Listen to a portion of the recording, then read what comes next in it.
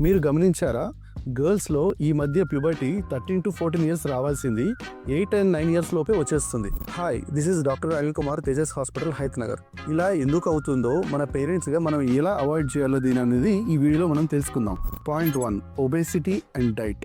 Junk food, packed food, fried లాంటివి consume చేసినప్పుడు బాడీలో ఫ్యాట్ సెల్స్ అనేవి ఎక్కువ అవుతాయి. Fat cells producers extra hormone. దానివల్ల ప్యూబర్టీ ఎర్లీగా వచ్చే ఛాన్సెస్ ఎక్కువ ఉంటాయి. Screen and sleep disturbances. Late night మనం ఫోన్లు వాడినా లేకపోతే టీవీలో లాంగ్ టైం వరకు చూసినా మన బాడీలో స్లీపింగ్ హార్మోన్ మెలటోనిన్ అనేది తగ్గి రేజ్ ఇన్ ప్యూబర్టికల్ హార్మోన్. దానివల్ల మెలటోనిన్ సెక్రెషన్ అవడం తగ్గి ప్యూబర్టరీ హార్మోన్ అనేది ఎలివేట్ అవుతుంది. Stress and emotional pressure. ఇవాళ రేపు పిల్లలు చాలా స్ట్రెస్ లో ఉంటున్నారు. స్కూల్ ప్రెజర్, ఫ్యామిలీ ప్రెజర్ వల్ల మన బాడీలో కార్టిసాల్ అనే స్ట్రెస్ హార్మోన్ ఎక్కువగా రిలీజ్ అవుతుంది. దానివల్ల ప్యూబర్టీ అనేది ఎర్లీగా వచ్చే ఛాన్సెస్ ఉంటాయి. ఎండోక్రైన్ డిస్ట్రప్టర్స్ అంటే మీకు తెలియకుండా వాడే కొన్ని కెమికల్స్. ఇవి మీ బాడీలో హార్మోన్స్ ని ఇంటర్ఫియర్ చేసే ఛాన్సెస్ ఎక్కువ ఉంటాయి. Which can be anything. Cosmetics గానీ, ప్లాస్టిక్ ఐటమ్స్ గానీ, ఆర్టిఫిషియల్ ఫ్రాగ్రెన్స్ గానీ అవ్వచ్చు. ఎర్లీ ప్యూబర్టీ అనేది ఇట్స్ నాట్ నార్మల్. ఇది గుర్తుపెట్టుకోండి. ఎర్లీ ప్యూబర్టీ వల్ల మీ పిల్లల్లో హైట్ ఎఫెక్ట్ అవుతుంది, ఎమోషనల్ మెచ్యూరిటీ ఎఫెక్ట్ అవుతుంది, అలాగే లాంగ్ టర్మ్ లో హెల్త్ కూడా ఎఫెక్ట్ అవుతుంది. సో పేరెంట్స్, మీ పాప